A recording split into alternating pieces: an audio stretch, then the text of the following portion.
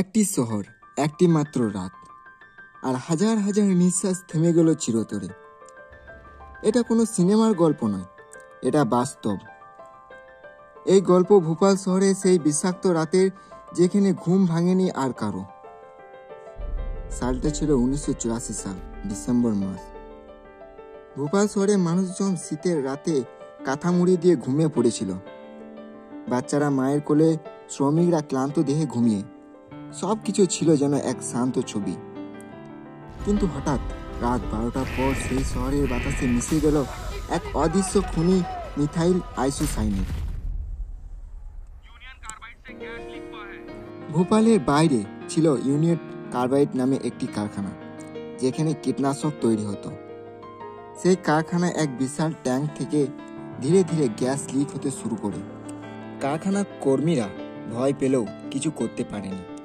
Alarm বাজলেও তা বন্ধ করে দেওয়া হয়।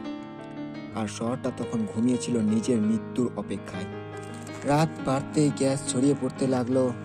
কেউ হঠাৎ ঘুম থেকে উঠে কাশতে লাগলো, কারো চোখ জ্বলতে শুরু করলো, কারো নিঃশ্বাস বন্ধ হয়ে গেল।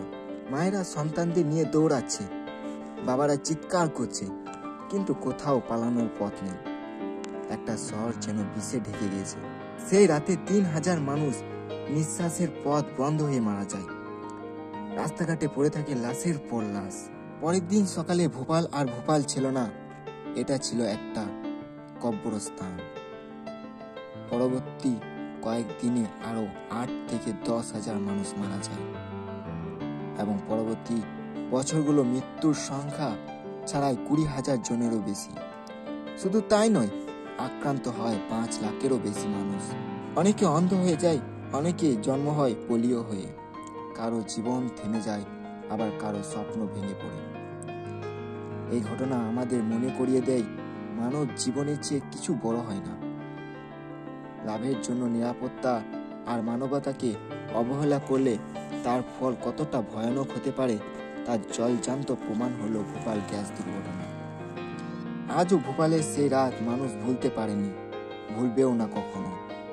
ভোপালের সেই বিষাক্ত রাত শুধু ইতিহাস নয়, তা এক শিক্ষাও, যা আমরা ভুলে গেলেও আবার ঘটবে একই দুর্যোগ।